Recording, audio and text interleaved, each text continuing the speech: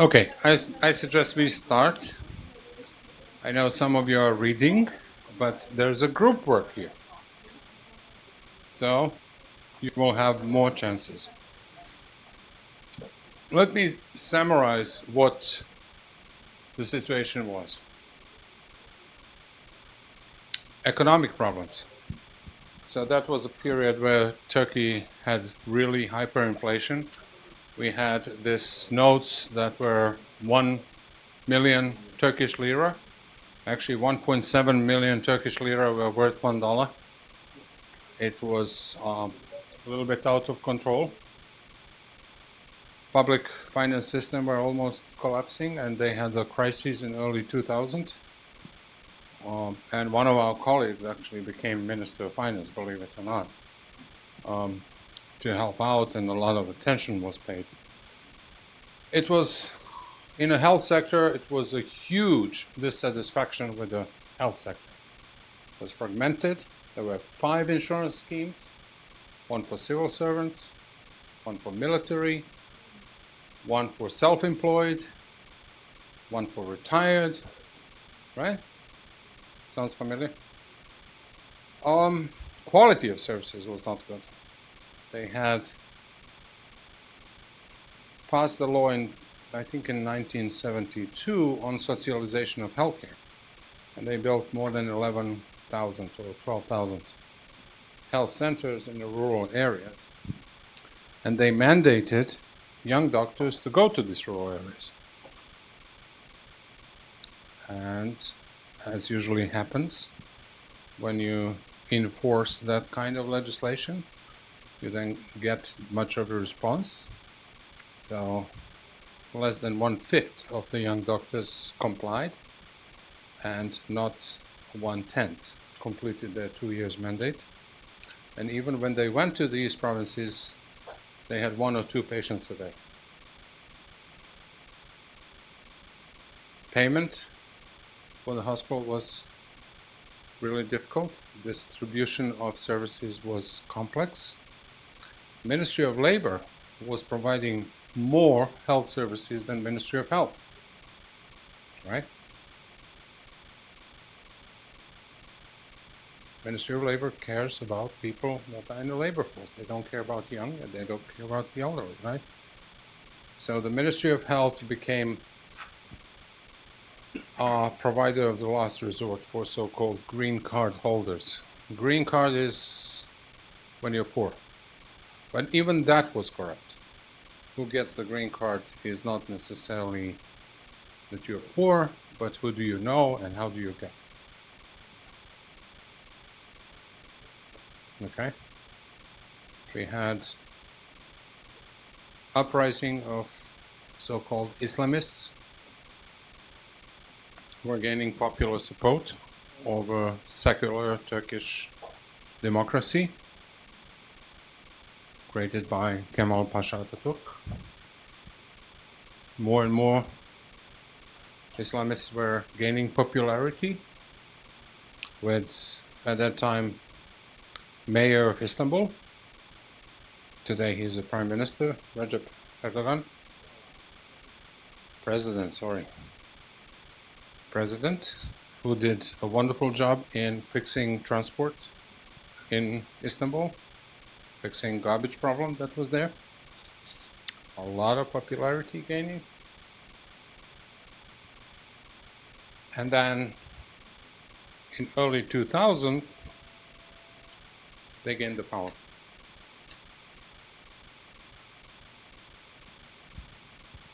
So Minister Recep Akday became Minister of Health. He was Minister of Health, I think, for 12 years. Then stopped being the Minister of Health, and as of last year, he's Minister of Health again. So here's the question. We'll have to combine somehow. Okay, group Kosovo and this group together, right? Think about this question. How can you generate support immediate that is highly visible at low cost from population, so you can gain the power, so you can stabilize support from the voters, so that you don't get fired next month. So you have a short time, you have 6 to 9 months to gain popularity. What would you do? That is not costly. If you tell me I'm going to improve maternal mortality, that doesn't happen in 6 months, ever, right? So there are some measures that you can do immediately that would be, aha, and people will wake up and look at you. Something's happening for us. So this group and you guys, okay? Think about the answers. Look at your case study. You have 15 minutes.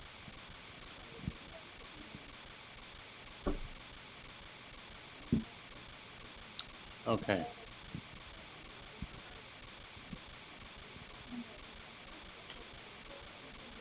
This group and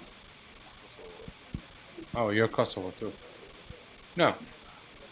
Improve infant mortality, maternal mortality, patient demand, so that patients would feel that more services are there and they can seek these services when they need it. This takes 3 to 5 years. This is not, so you guys are in charge of question 2. Right?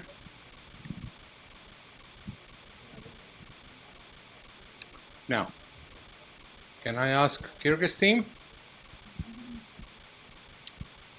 So, you have these people who have a green card. That's poor. That's the ones that are on the social support, and they're entitled to free healthcare. All right, but the whole scheme is corrupt, and those people who get the green cards are not necessarily poor, and those guys who are poor don't necessarily get the green card. Right? So what you really want to do is how to improve the process of enrollment of really poor people into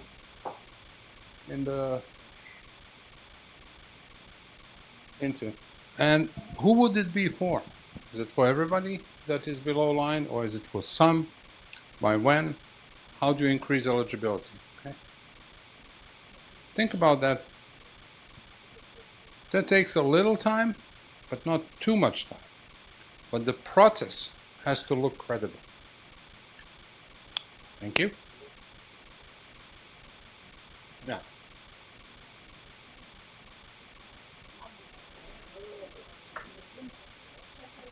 As I said, Ministry of Health had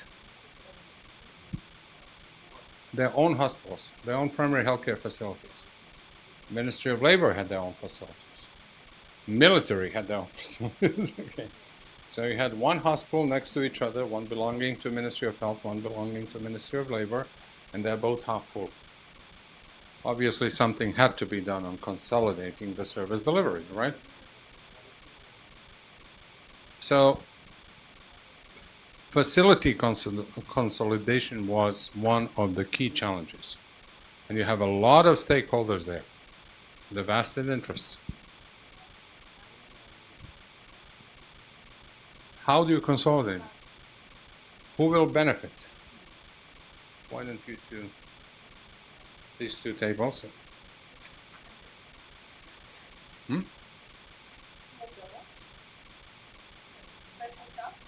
But, okay, fine, special task.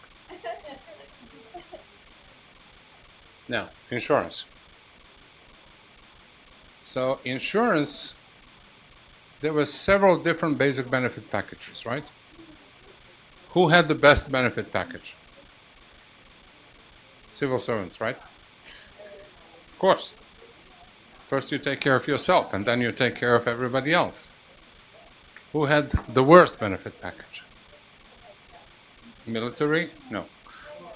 Poor people, green card holders. So if you really want to consolidate basic benefit package, what would you do? how would you do it? Would you bring everybody to high level, everybody to low level, mid level? Is it one same for everybody? And what are ethical considerations there? What are political considerations? What are financial considerations that you have to take care of? If you're really creating one basic package for your population, девушки, hello. Just. And should we have this one thing harmonized for basic package for everybody? Should everybody have the same basic package? So, okay?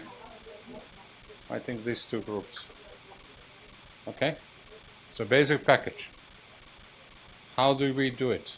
5 different basic packages plus those who are falling between cracks.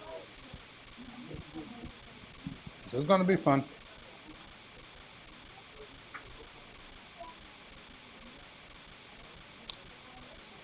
Politics. Who is, you guys are not there, right?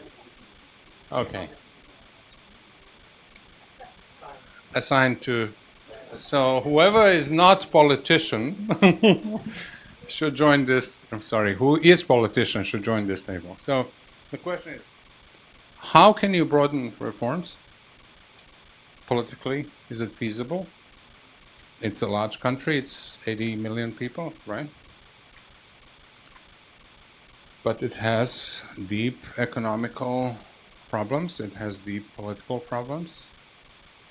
How can you do it in a reasonable time? All right? We have 15 minutes, and then we're going to have a lot of fun. Listen, you go with that. You said so. You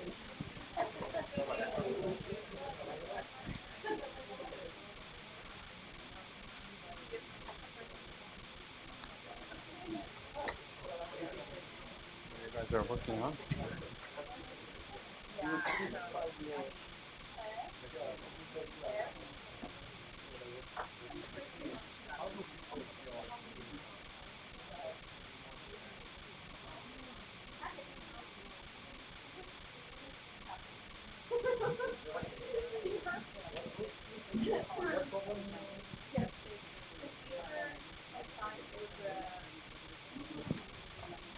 This is real case study, which really happened.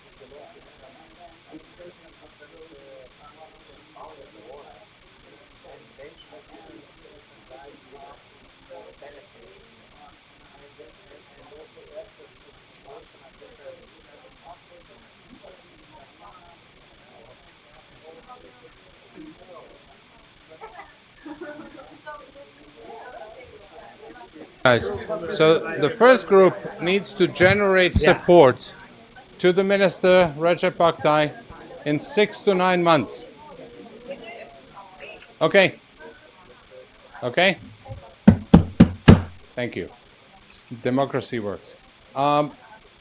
This group has to generate support, immediate support. Elections are coming.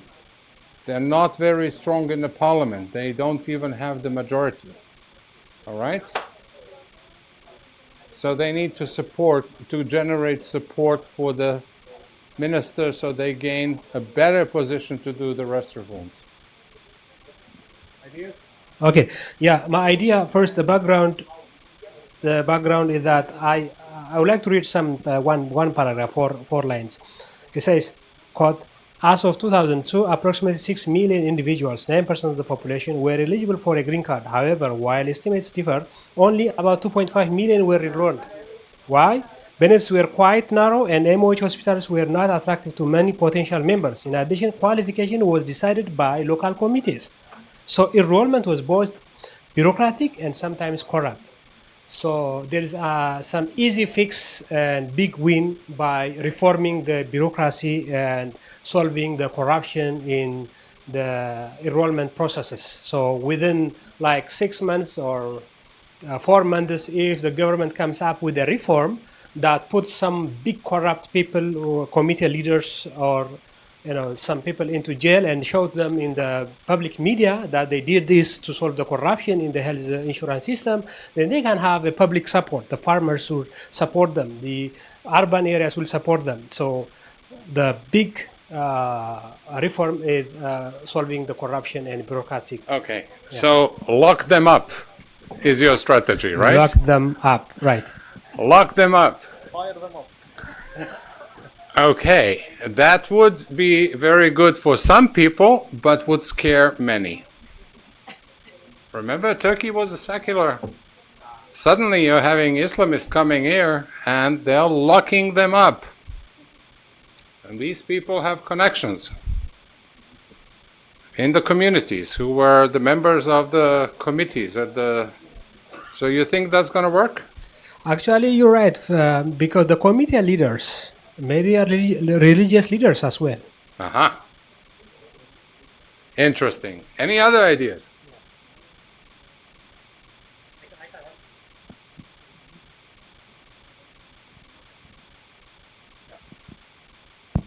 What is one thing that you as a patient always, always, always wish for if you're not treated well?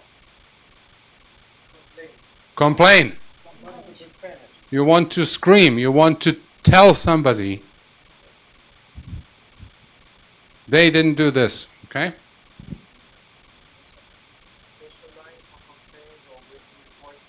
A line to complain, patient satisfaction, right? You want to address patient satisfaction? Well, minister established the complaints process. You can dial the number and complain. So within 6 months, you have 3 options. Option 1, you had under 10,000 complaints per year after he established it. Option 2, he had 50,000 complaints. Option 3, he had over 1 million complaints. Option 1, who is for? Do you think he had less than 10,000 complaints per year? More.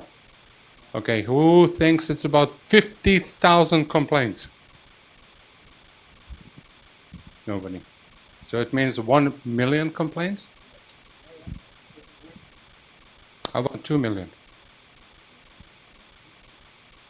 2 million complaints. What else did he do? So if you're in a hospital and you're about to be discharged, you have to pay the bill. Right? You can't be discharged unless you pay the bill. Your mother died in a hospital. She cannot be buried until you pay the bill. How difficult is that to be abolished? What do you think? So he just changed the law so the family can bury the family members without needing to pay the hospital the paycheck. Do you think that made him popular? Yeah.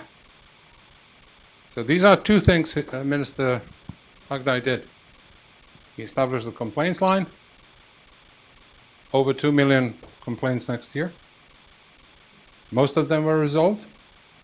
And he abolished mandatory payment as a means to discharge patient from the hospital. 3 months. Okay?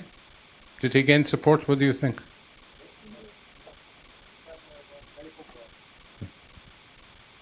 Did he get support from population? Yeah. Yes, of course. Yeah, they won the elections. All right. Interesting. So if you really think about what is it that you can do, think about what is it that hurts people most and what is the easiest to be solved. Is there some behavior change? Is there some provider payment mechanism? Is there something that hurts them deeply, profoundly to make patients satisfied? And patients can be satisfied not just by clinical services, but also by out-of-pocket payments and other things. Okay. My favorite team from Nigeria. Yeah. I have to unplug it, unfortunately. One on the table. Go ahead. It's just easier. Yes. So after these complaint lines this complaint line had been established, what was the consequence? I mean, over 2 million complaints. Did it mean all these complaints were looked into, and then, of course, some response was provided, and even rectification of service and so on? I mean, if this remains without consequence, then the next year there will be another 2 million, and then the next year and again 2 million, and even more complaints because nothing has improved. Good question. This is a very good question. If you do something and there's no accountability and there's no response, then the problem becomes bigger and bigger. In majority of the cases, when you look at what complaints are, most of them were simple to be resolved with 2 phone calls or 1 phone call while you are online. Majority of the problems were taken care of. Some of them, more complex ones, were not resolved, it's true, but at least there was an attempt.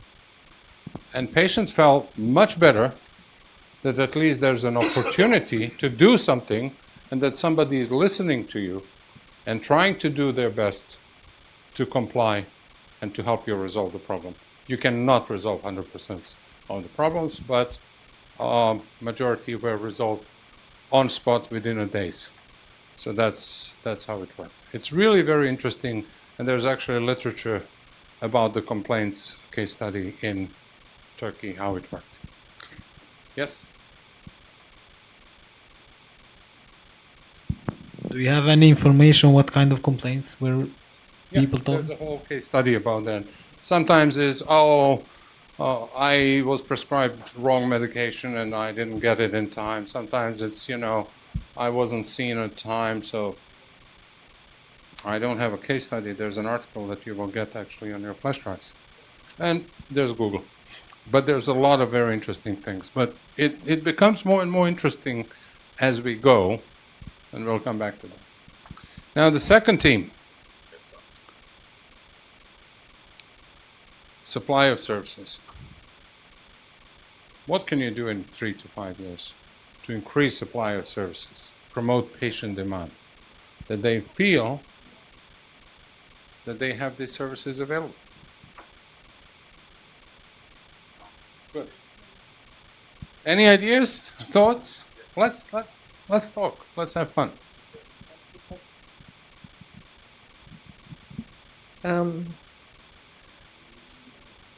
We're actually looking at intermediate interventions. And this, we have to look into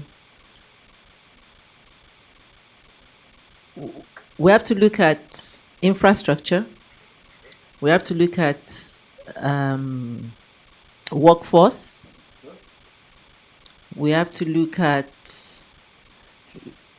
access, which financial access, physical access, and sustainability of all this. As far as access is concerned, financially, we can introduce health insurance, and yes, they have five health insurance schemes, but we can introduce a unified health insurance scheme which has a minimum. We have a basic minimum healthcare package, and that which will actually serve virtually everybody. But if you now need anything above that, there may be another level for some additional premium. Two-tiered package. Yes. And then the basic minimum healthcare package would actually include all the interventions for IMR, MMR. For a country like mine, we will introduce, there must be ANC and delivery. There must be screening for hypertension, for diabetes. There must be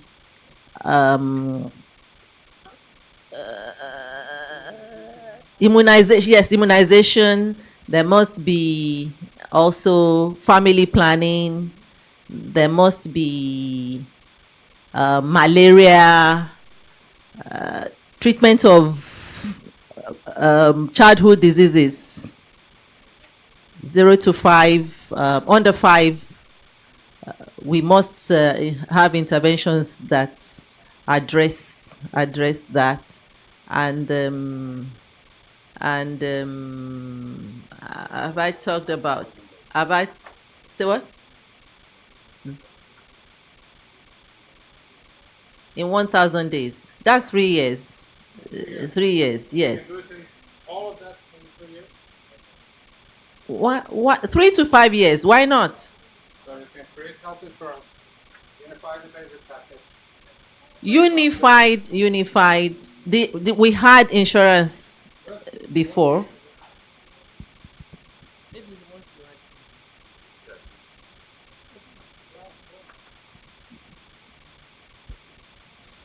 Okay, well, it's it's specifically the fact that we want to improve this within 3 to 5 years. We have to look at the statistics.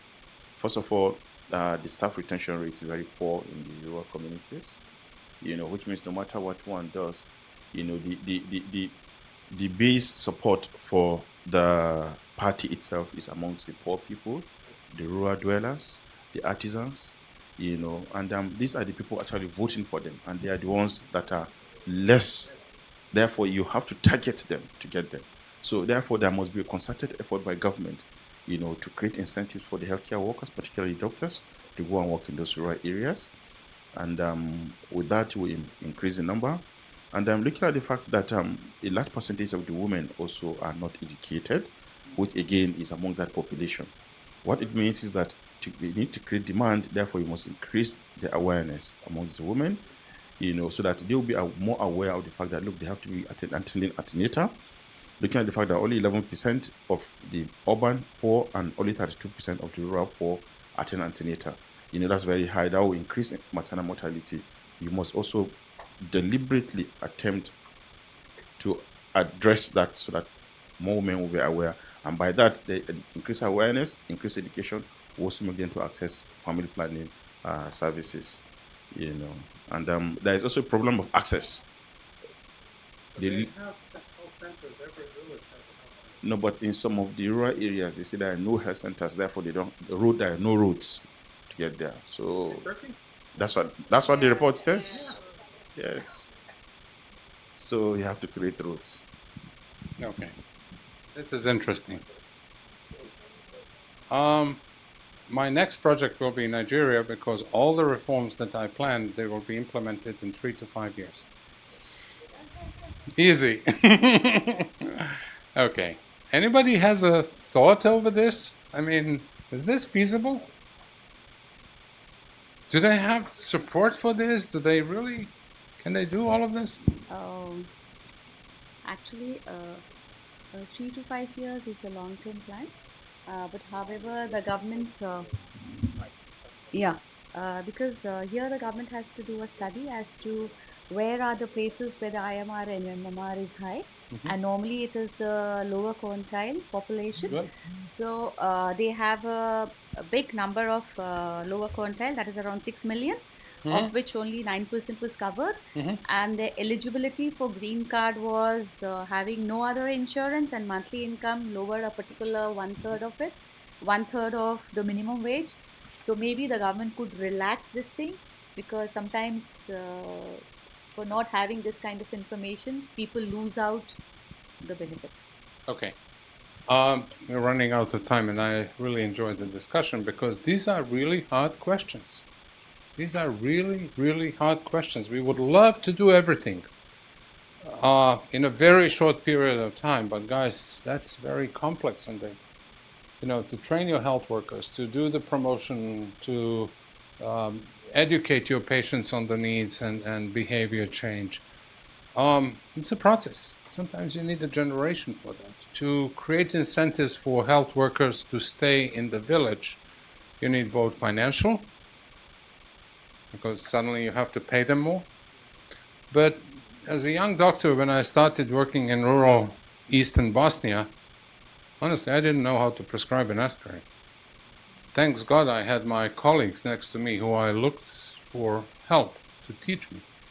Although I was medical doctor, graduated from medical school, good medical school, the practice is something that is different. And you pop this guy alone in a village,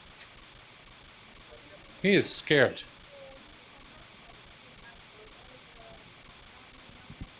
Hospitals. Can you speak? Microphone.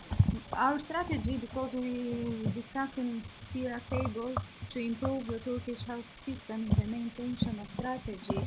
Well, first of all, we have to make one PESLA analyze political, economic, social, technology, geography, and environment, and split environment in 2 levels, macro level and micro level. After that, one very good SWOT analysis to know our strength and our weakness, and to create 2 master plan, one for PHC and one other master plan for hospital. In master plan for PHC, we put our attention for creating prevention programs and screening programs. Okay, we'll come back to that. We'll come back to that. So, to quote my colleague Agnes, road to an action is paved by analytical work.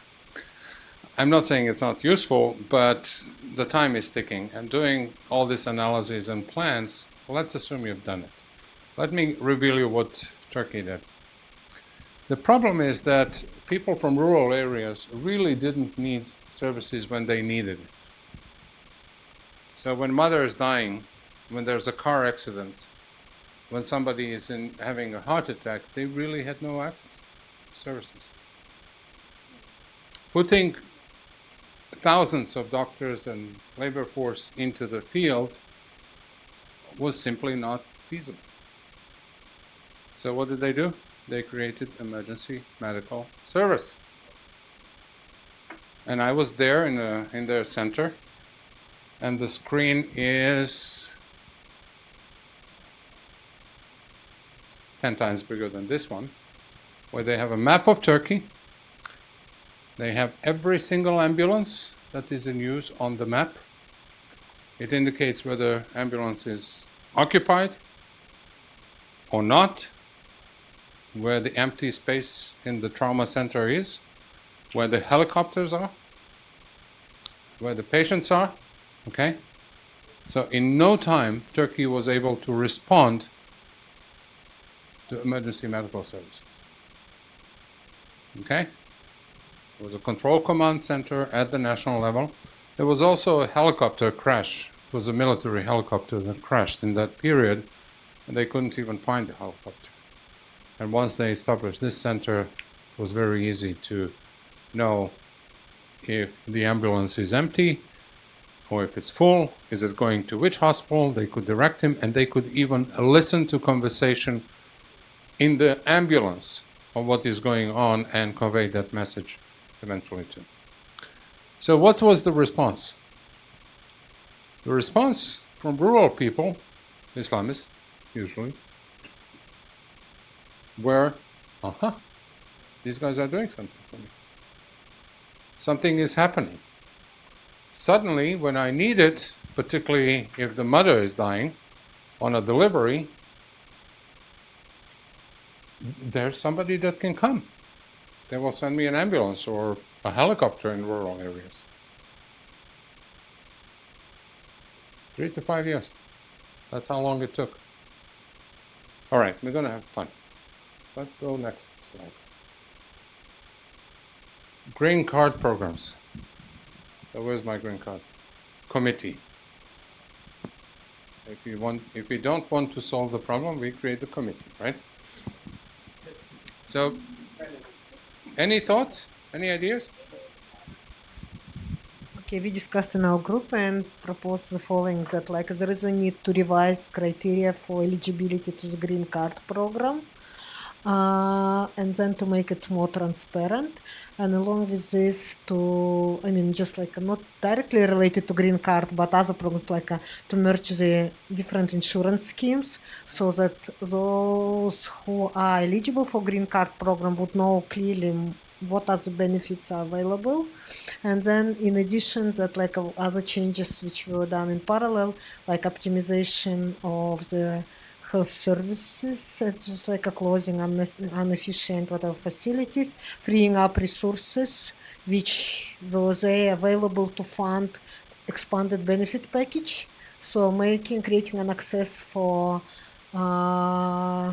enrolled green card program beneficiaries, so that patients could feel that there is an improvement for them. This is and then to get the like electronic system so that like online. Yeah, they didn't do electronic system. Unfortunately, it was early 2000, and it's still beginning of electronic era. Now it will be easier. But you touched on two very important things. One is that eligibility criteria was muddled. It was not clear. It was very complex. The process of getting through was complicated, and poor people don't have resources to go through complicated process, right? They need to be helped. This is why they're poor. But also eligibility criteria had to change. And the process was highly corrupt. And the second thing is, enrolling more people requires more resources. So where do you get the resources from? We'll come back to that. But these are two key factors that had to be addressed. So, yeah, welcoming to the package. That's another group. So what did Minister do? So first thing he did is that in first 3 years of his mandate, he was in the office 1 out of 3 days. Other 2 days, he was traveling. He was going from one province to another, making sure that people who are responsible are accountable to him personally for following the process. So he made sure that the party people, who are true believers in social justice at that time, would be in place and oversee the process an eligibility criteria that would be satisfactory to people. So he could be sitting in Ankara having tea every night. Ankara is a beautiful town, by the way. But no, he decided to go on the field and personally engage with 86 provinces in Turkey and make sure that the process is going well, that the feedback from the population is positive, that the criteria for eligibility is revised in every single province, and that, wow, that the process is going well. Okay. Yeah. Facility consolidation. How easy is that? That's very simple, right? Super simple. You privatize it, right? And that's it. Yeah. So yeah, the issue was actually there are two different. So it's fragmented. So the line of actually they report to different line ministry, and the Ministry of Health is actually the worst. We're supposed to take over, but his hospitals are actually the worst. So they're smaller, they're worse quality. So you have to convince somebody to give you them hospitals, although you seems to perform less well. Put it that way. So our idea was that you need to buy actually the support from the other ministry and to invest in the sector in order to merge. So one way to do it was to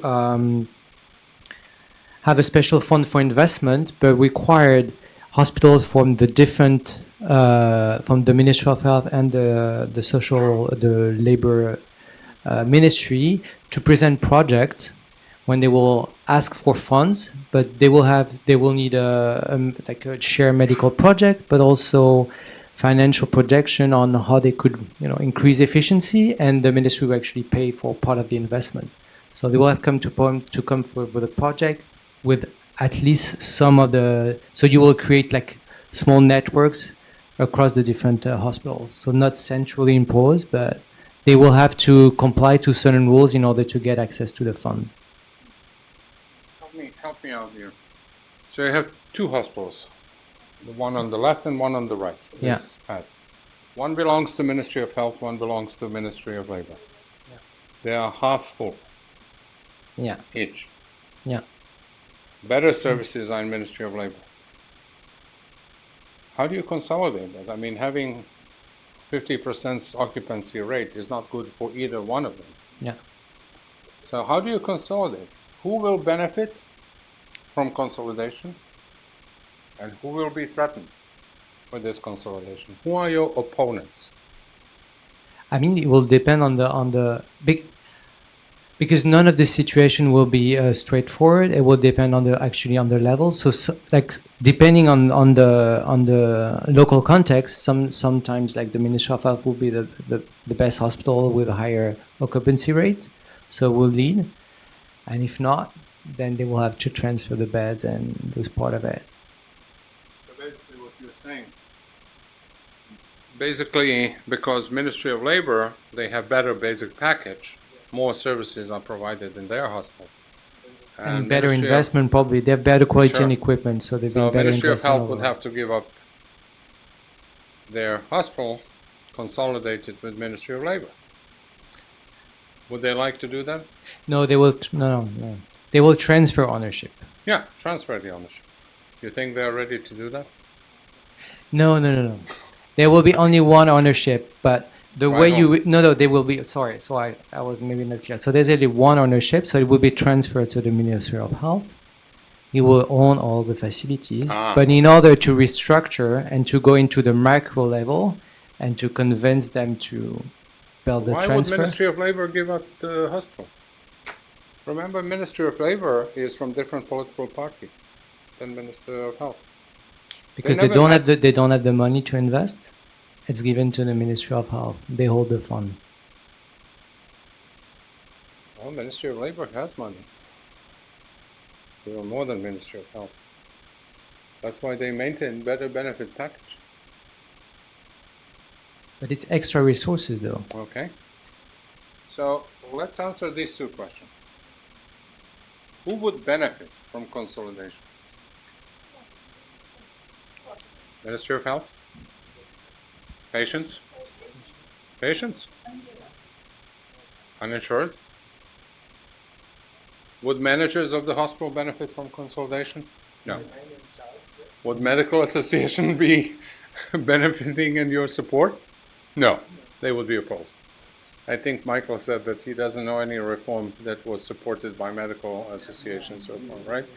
Or something like that. It was very hard to get the support from Association of Physicians for the government reforms. Health insurance would be also, because it would be much more efficient. Mike?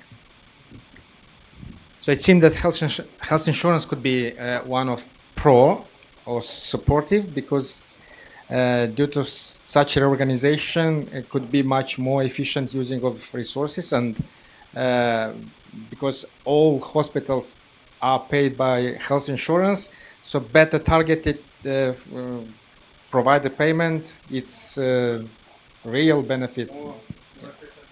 And health insurance, it's a very powerful stakeholder who can help in implementation. Remember, we have one, Bakur was in charge for self-employed, Seseka was employed, actually insurance for government, formal sector, state civil servants, usually healthy and wealthy people. And if you consolidate this, suddenly they're getting all the poor people on their back.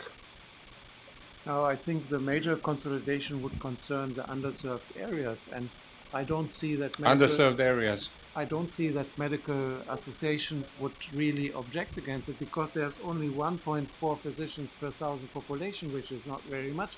So none of them would be sacked, so to say, but all of them would be needed thereafter as well. Okay. Thank you, Joachim. I think we did the same question, but I think we were looking at it a little bit differently. Just to say that consolidation, though technically that may be the best solution to bring it together, to see efficiencies, cost, etc. But politically, very difficult. So I think what we were talking about was more about figuring out how it would be a win-win for everyone, which would be optimizing what's out there, figuring out what services you could actually increase for both of them, how to increase the quality, in kind of figuring out through insurance packages what goes to which hospital, get a buy-in. So you needed the stakeholders, you needed all of them. And I think we also talked about that Lebanon has such an example where for 20 years it's a political conversation, and they have not been able to actually move on this fragmentation in certain aspects, because technically you have a solution, but politically you are not going to be able to come on the table to give up your piece. So the priority setting and health sector reforms are not just technical, they're also political and ethical. Is that what you're trying to say? Okay. Good. What about primary healthcare? Any consolidation there?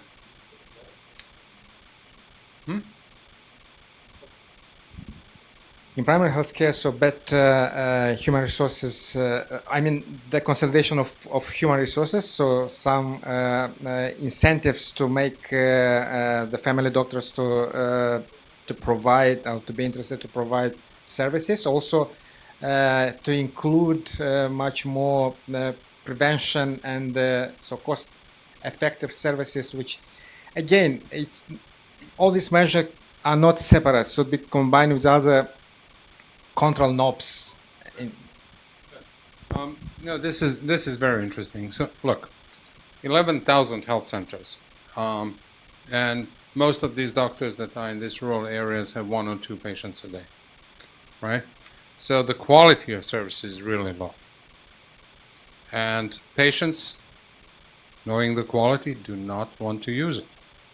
So what do? They pass near this health center and they go to the bigger city where there's a group practice. So if there's something happening, obviously, why don't we then do it in a different way? By the time I was there, I think it was 2004, more than 7,000 of these small health centers were closed because it made no sense to continue, or there was no one to go there. We could think about incentives of moving people to the village, paying them more money, giving them housing, giving them education benefits for their children. But living in the small village is a tough job. You know, when you graduate from medical school, you want to go to opera, to theater maybe, to party out in the restaurants, which is not available in a small city. And only some will go for even double money that you pay them. It's also quality of life. So although it worked in some cases, in some places, in Turkey that was really not an option. It was to a point, but the quality of services was the one that was detrimental to reduce use of this small miniature health centers that were serving 2,000 or 100 population or 500 people. It was just not cost effective. So what did they do on the primary care level? They consolidated it into group practice based on family medicine in the bigger cities. They closed the small facilities so that the young doctors would go and work with other doctors who have more experience, learn from them. The best school I had was working in a small village. There I was doing heart attacks, deliveries, surgeries, small, everything.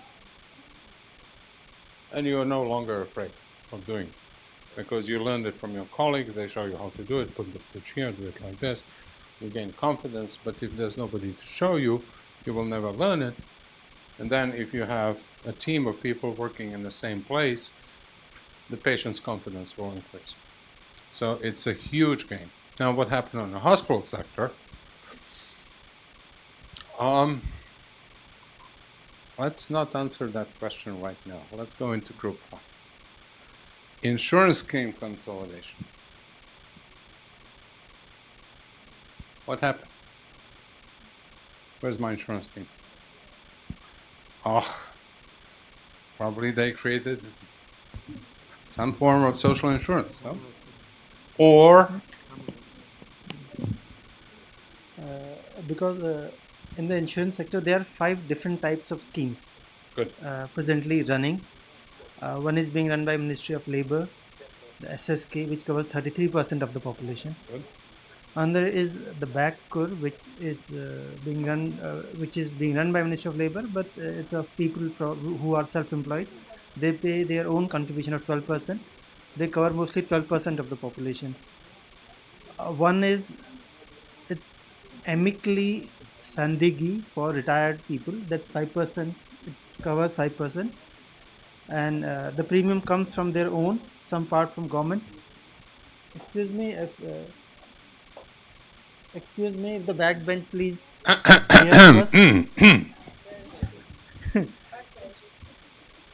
And in this amicably Sandigi, the premium comes from own government, and it is a bit of subsidy. And for government employees, it comes from Ministry of Finance. It comes through the budget, general budget, which covers roughly 7% of the population. So whose package was the best? The package of government employees was the best. Okay. What about green cards? Yeah, and the other number 5 was the green card, which are poor household, and out of 6 million eligible beneficiaries, only 2.5 million were enrolled. So the total number of it should constitute 9% of the population, but they were not covered fully. Good. There were different premiums, and there were different packages. The best being for the government employees. Okay, so was this good situation? It was the worst situation that can ever be, with different number of highly confusing packages. So we discussed in the group, and we came to the conclusion that there should be a package, optimum level of package. Okay. Which should be same for everybody. Same package for everybody? Everybody. And optimal? optimal. And for government employees, if they want to have a special package, they should have a option of paying of premium mandatory, so that they can have a. But they're already paying payroll tax. No. So in addition to that, they can pay more, right? They are not paying payroll tax. Okay. It's been the contribution is coming from Ministry of Finance. Good. So if they want a better package, they should pay for it. So it wasn't social insurance, Yeah. labor tax. Okay. Yeah. So basically, if you're a civil servant, you have a choice to vote for and support this new package that will be lower than what you have right now. Yeah. And you're a civil servant. You're working in the government. Would you support that? It's a very tough, but very tough. I can bet you that they would obstruct it on every single step of the way. Single step. But we were able to move a proposal like this because in the state of Uttarakhand, from where I come from, we have 2.1 million families. Good. And out of that, 10% are government employees or retired employees. 10%. 10%. Good. Number of families. And we were able to come out with a scheme universal for everybody without premium, and for government employees because they had a different package. We came for a mandatory contribution from their salaries, so that they can get the differential treatment which they get, but they will have to pay for it. And luckily, so it was possible. It was possible because they used to get treatment, but it was very tough to get treatment in the hospitals. Like if they paid the bills, then it was very tough to get reimbursement because it took some time to get it cleared, and the bills were passed with the deductions in some or in most of the cases. So they thought it is better to have a scheme in which we contribute and we get a better treatment cashless in the hospitals, both public and private. Okay, so let me just summarize. So basically you're saying in India, there was a basic package for civil servants and retirees, which was pretty generous, but then you lowered it and gave them options